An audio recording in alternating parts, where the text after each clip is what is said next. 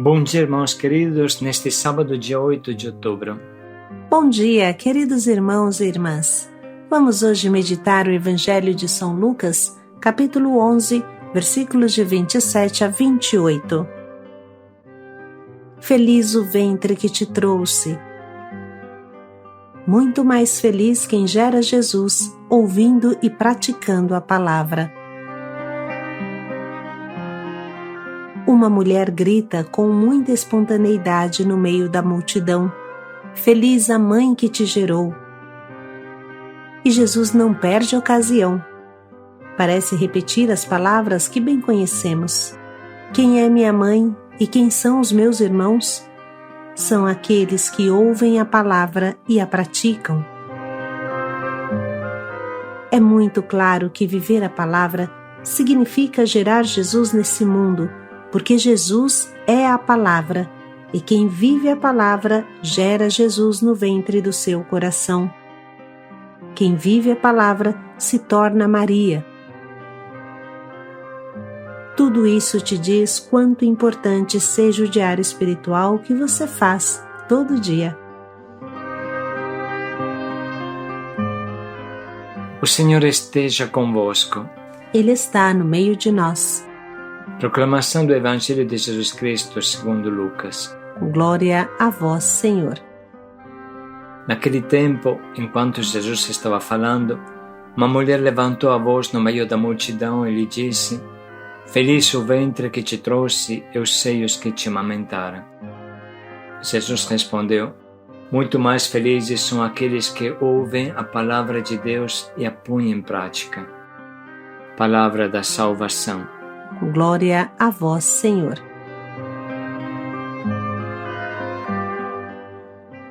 Feliz quem ouve a palavra e a põe em prática. Quantas vezes ouvimos isso? Mas esta palavra de Jesus não cessa de nos questionar e estimular. Vivemos em um mundo logorreico, ou seja, que tem mania de palavras, sobretudo nas redes sociais, e nem sempre estas palavras correspondem à verdade. Para entender bem o que Jesus diz, feliz quem pratica a palavra, devemos pensar na própria realidade de Jesus. No início do seu Evangelho, João diz: O Verbo se fez carne. E Jesus é a palavra eterna encarnada na gruta de Belém. O que aconteceria a Jesus se tirássemos a sua encarnação? Só ficaria a palavra eterna, não encarnada. E esta palavra eterna está no sétimo céu, é absolutamente incompreensível para nós. Quem subiu até Deus para ouvir e entender a palavra? Se o Verbo eterno, o Filho de Deus, não tivesse vindo até nós, não tivesse se encarnado nesse nosso planeta 2000 anos atrás, o que poderíamos dizer de Deus? No máximo teríamos chegado ao motor imóvel de Aristóteles, mas não além. Foi Jesus que nos revelou o rosto de Deus. E o que é Jesus senão a palavra encarnada, a palavra feita carne? Não existe palavra fora desta encarnação. Nada conheceríamos de Deus se Deus não tivesse se manifestado em nossa carne.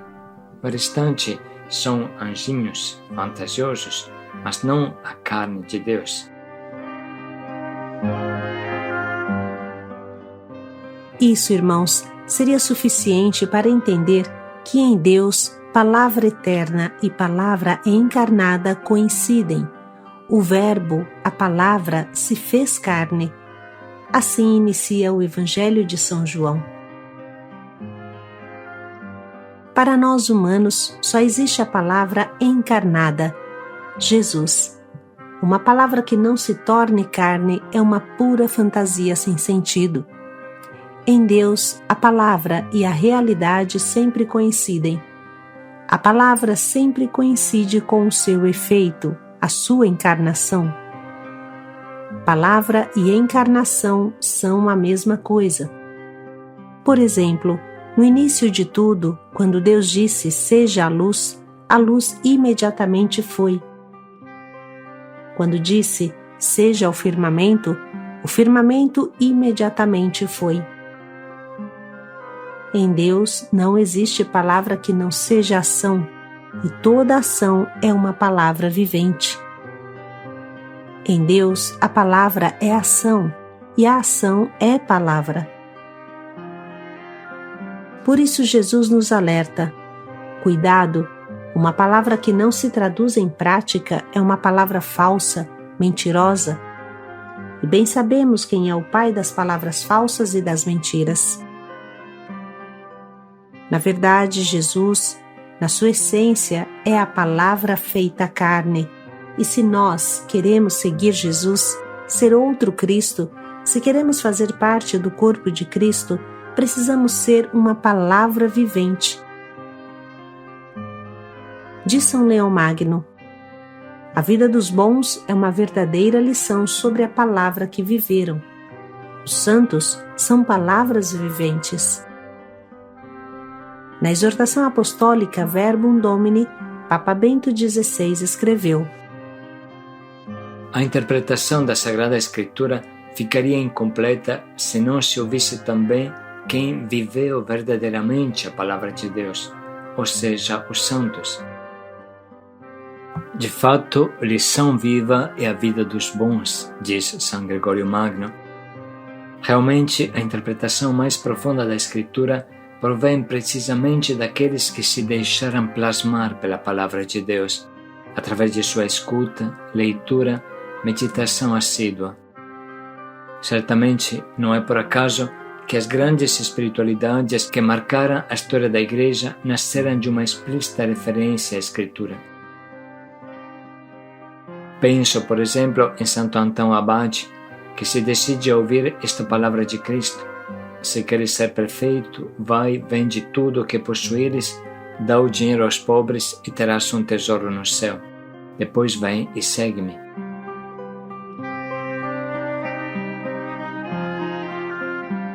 São Francisco de Assis, ao ouvir que os discípulos de Cristo não devem possuir ouro, nem prata, nem dinheiro, não devem trazer alforge, nem pão, nem cajado para o caminho, não devem ter vários pares de calçado, nem 2 túnicas, logo exclamou, transbordando no Espírito Santo: com todo o coração isto quero, isto peço, isto anseio realizar.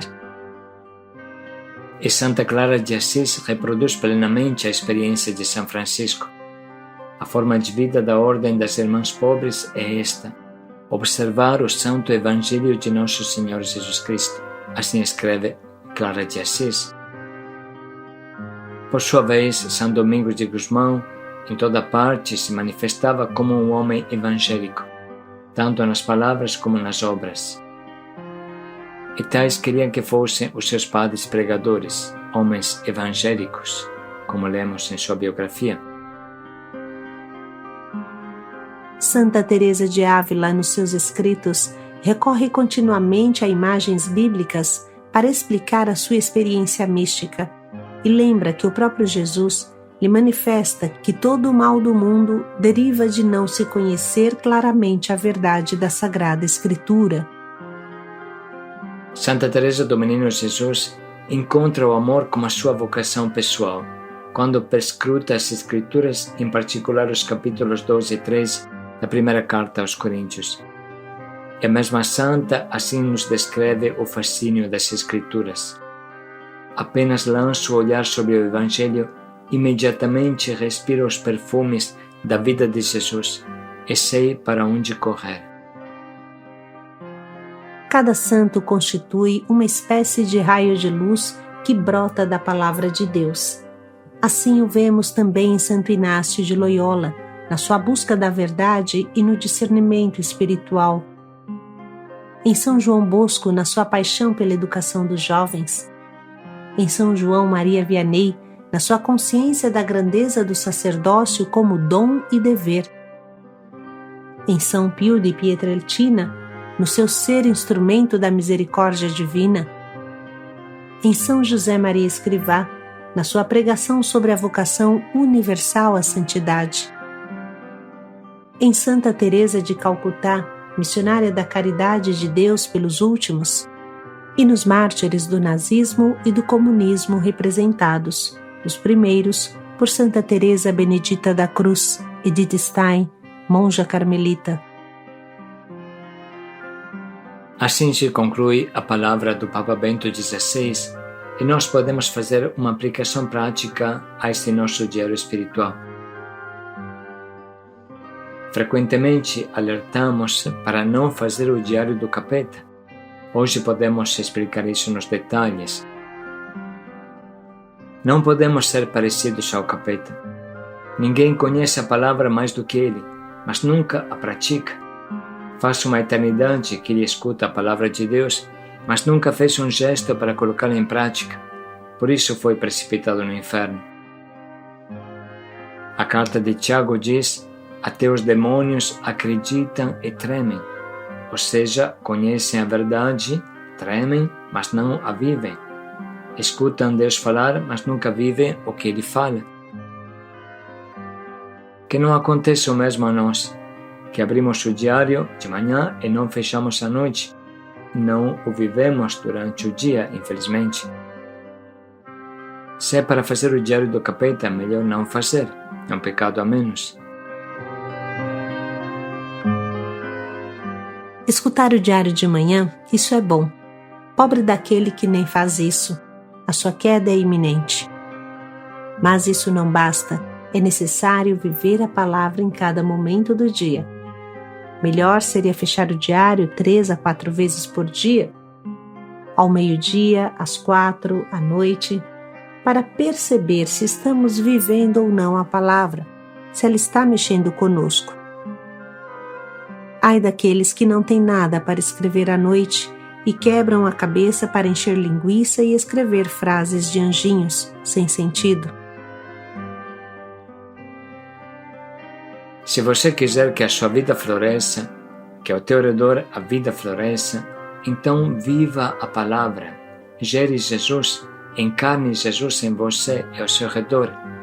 Jesus é a palavra encarnada, não é a palavra pensada ou falada ou sonhada. Quem não vive a palavra é filho do demônio que conhece a palavra e não a vive. Deixe que a palavra penetre as camadas mais profundas do teu ser. Deixe que a palavra converta as camadas mais profundas do teu ser. Deixa a palavra mudar a tua afetividade. Deixa a palavra acalmar a tua raiva e teus instintos. Com a palavra você se torna uma outra pessoa. Você se torna consanguíneo de Jesus. Ele diz: quem é meu pai, quem é minha mãe? Quem faz a vontade do Pai, quem coloca em prática a minha palavra, este é o meu irmão, meu pai, minha mãe. Viver a palavra nos torna irmãos de sangue de Jesus. Conscientes que não existe palavra a não ser encarnada, praticada e vivida, vamos ouvir novamente o trecho que hoje a liturgia nos propõe. Naquele tempo, enquanto Jesus estava falando, uma mulher levantou a voz no meio da multidão e lhe disse: feliz o ventre que te trouxe e os seios que te amamentaram. Jesus respondeu: muito mais felizes são aqueles que ouvem a palavra de Deus e a põem em prática.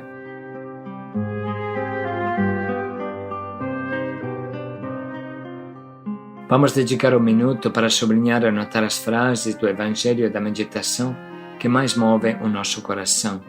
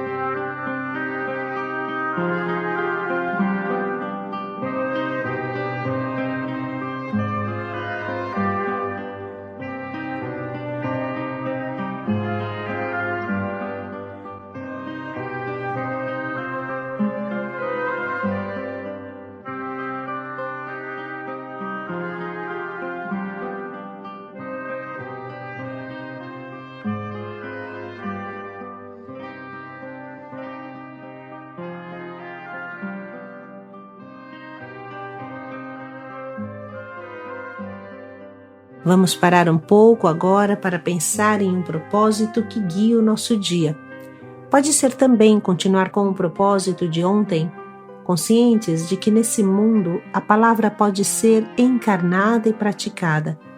Palavra sem carne é mentira do encardido. Portanto, vamos pensar em qual palavra podemos viver hoje com todas as nossas forças.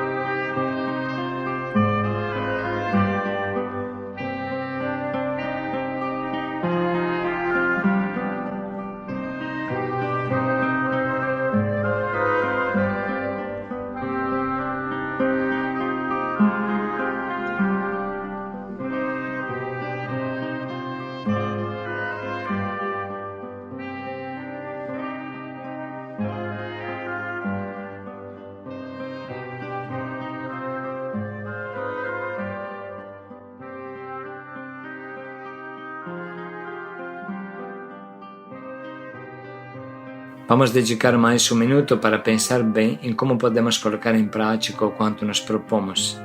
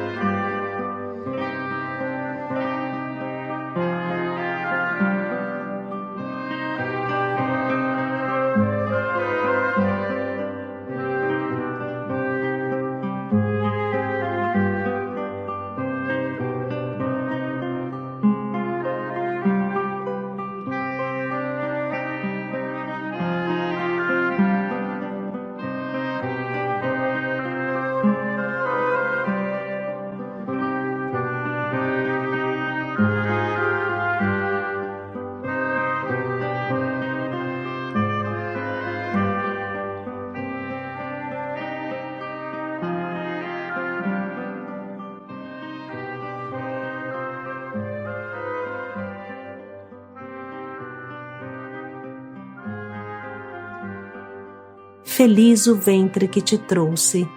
Paz e alegria a todos. Feliz quem pratica a palavra. Paz e alegria a todos.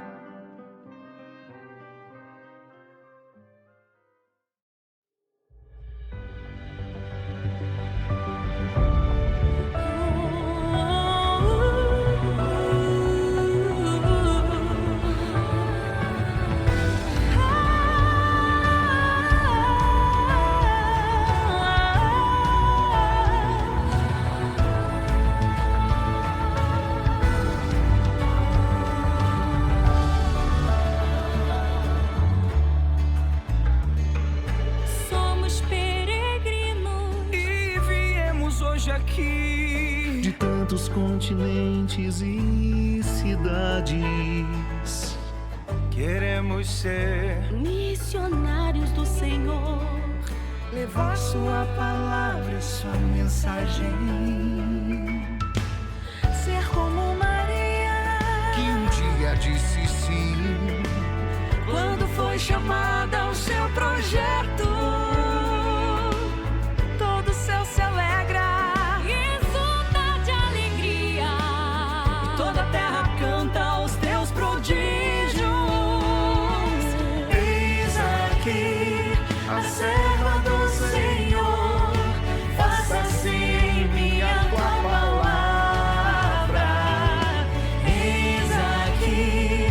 serva do Senhor, faça-se